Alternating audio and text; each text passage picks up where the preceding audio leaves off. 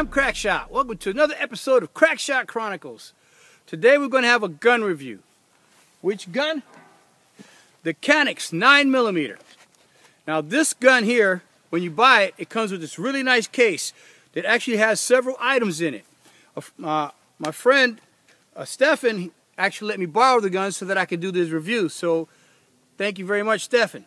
Okay, well we have, when you open it up, the first thing it gives you a right-handed holster for you to carry the gun in. It does hook up very nicely. It's got the CANIX logo and it's inside the gun. Oh, actually the gun is inside the holster. It comes with 2 magazines. They are 15-round magazines, so that's a total of 30 rounds between both magazines. It will hold 1 in the chamber. It also comes with a speed loader to be able to speed up the loading, and it comes with a gun lock for safety purposes. It also comes with these optional grip extensions. What they'll do is make the width, the thickness of the back strap of the handgun thicker or narrower, depending on whether you choose to add it on or not. And it comes, of course, with a cleaning brush and a punch. Now, that's what you can put your swab on so you can clean your gun with. Very nice case. It has some literature in here, of course, for everything. That's what the whole package looks like when you open it. Today we're going to shoot it to see how does it shoot. Before we go to that, let's go ahead and pull the gun out. This is the holster that it comes with.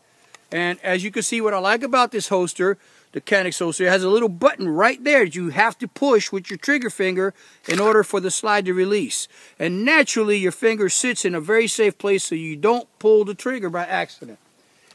The CANIX gun shoots a 9x19mm. This is a very good round. NATO uses it primarily. It has a loaded chamber indicator. Before we do anything, let's make sure the gun is safe. Okay, there it is. You see it's perfectly safe in there. There's no magazine in the chamber. You see daylight all the way through it. So now we can muzzle sweep the heck out of myself and I don't have to worry about putting a hole in me. I'd like to leave today with the same amount of holes I got here.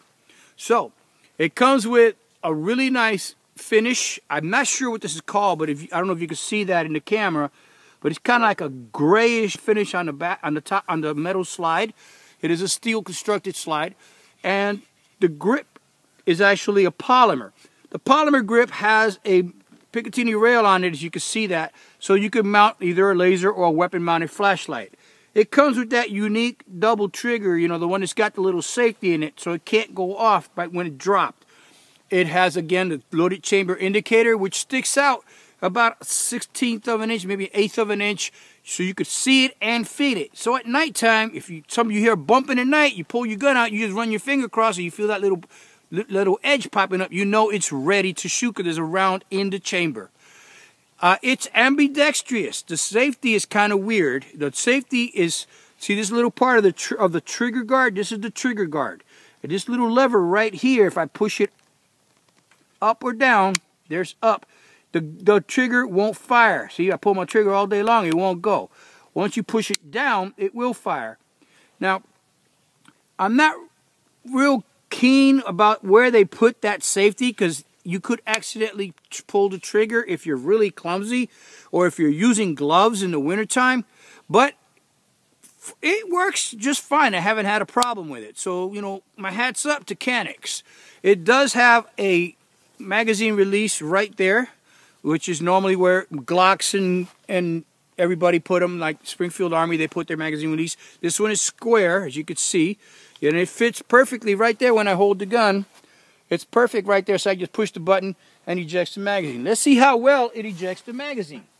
With the empty magazine in, if I push that magazine release button, it ejects it violently. That's pretty good, because you don't want to have to waste time reaching up to grab the magazine, pull it out, and then grab the other magazine and slide it in. As you can see, I'm having absolutely no problem putting the magazine in the magazine well. That's because the magazine well is very generous, a big giant gaping hole for this itty bitty little magazine to go in, and it is double stacked, but it's tapered at the top, so it just goes in there, kind of like spreading butter on your toast.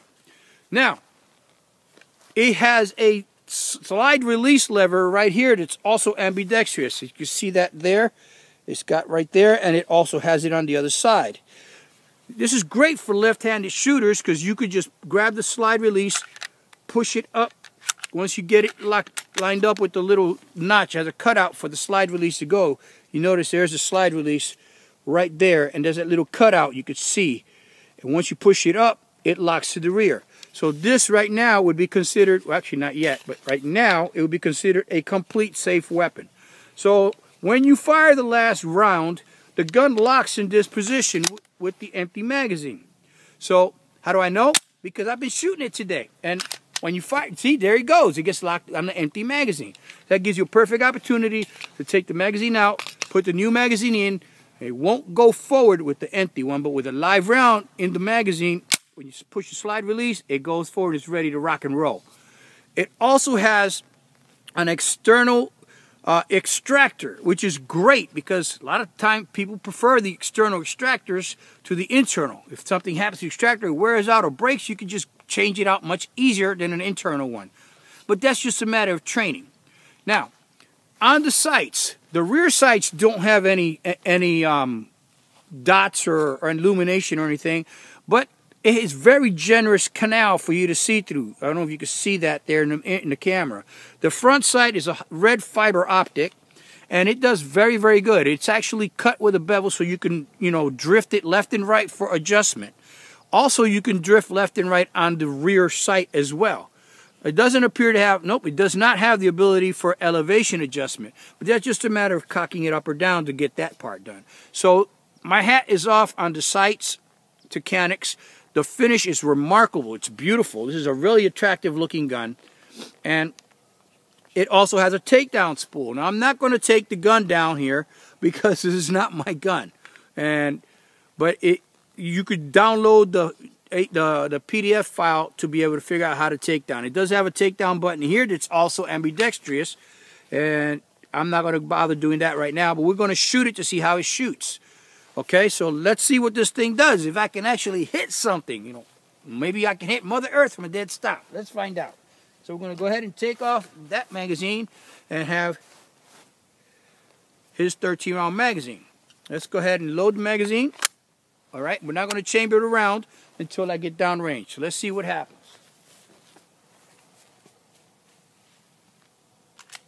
With a rounded chamber, the action works smoothly. I forgot to mention this gun is striker fired, not hammer fired. And when I chambered that round, it worked smoothly, no problem. Didn't feel like it was hanging up or anything. Let's see what it does. Okay, I'm in picture. Here we go.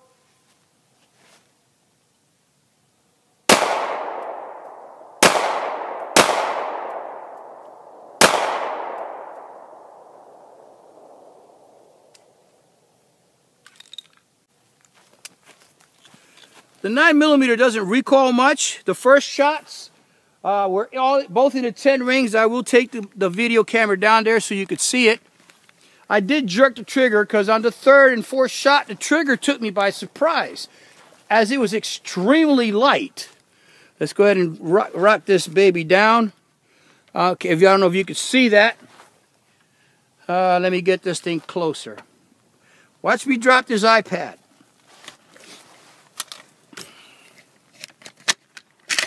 All right, so as you can see, there's my shot groupings. Looks like that was my first shot. I was aiming center mass. That was my second shot. Again, I was aiming center mass. That's probably me. Then I wasn't paying attention to how easy that trigger moves forward and backward. It's extremely, what do you call it? A soft trigger pull. So that soft trigger pull threw me off, and I jerked one here in the 8 ring and then one in the 9.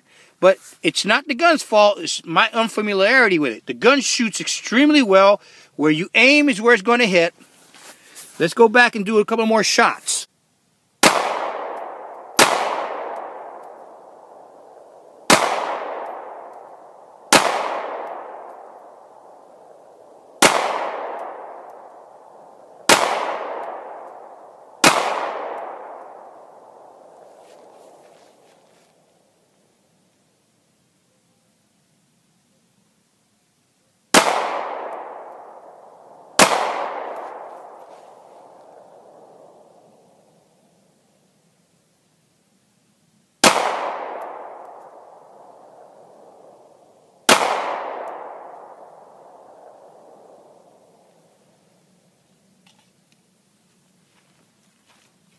As you can see, the last round fires, and it does lock into rear position.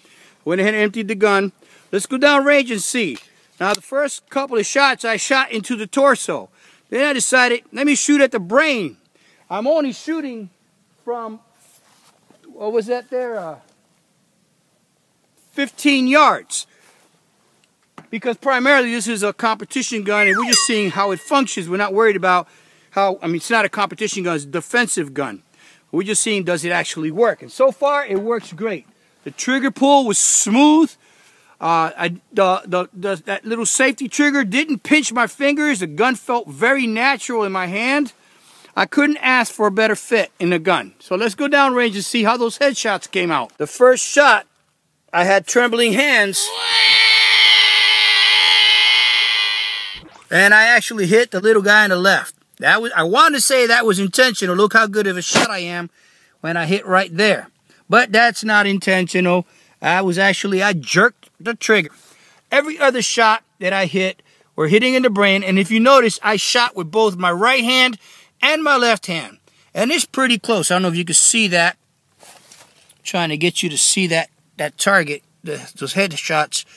I guess when I go home, I'll see if I can see those bullets. But they're basically all up in here. The other day, I was filming a review for the CANIX 9mm. I took some headshots, and I couldn't see them well in the camera image because the sun was going down. This is basically represents 10 shot group that I did.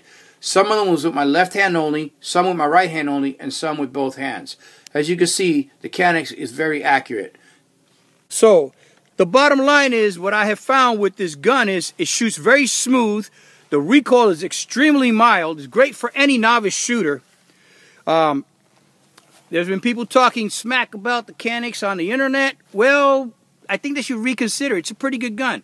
Is any gun a perfect gun for all missions? No, no gun is perfect. No gun is a do everything gun. But if you're looking for a decent defensive gun that's going to protect your life, you should consider the CANIX. It's a good gun in my opinion. If I had the money, I would buy it. If you like this video, please click subscribe. Also, share this video with your friends so that people can get the word out about the CANIX 9mm. And don't forget to comment or like. Thank you for watching Crack Shot Chronicles. Have a good evening.